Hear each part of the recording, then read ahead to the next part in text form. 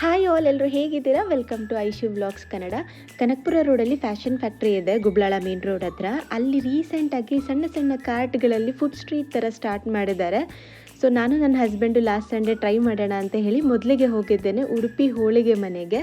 ಇಲ್ಲಿ ನಾನು ಪೈನಾಪಲ್ ಹೋಳಿಗೆ ತೊಗೊಂಡಿದ್ದೆ, ನಮ್ಮ ಯಜಮಾನ್ರು ಕಾಯಿ ಹೋಳಿಗೆ ತೊಗೊಂಡಿದ್ರು.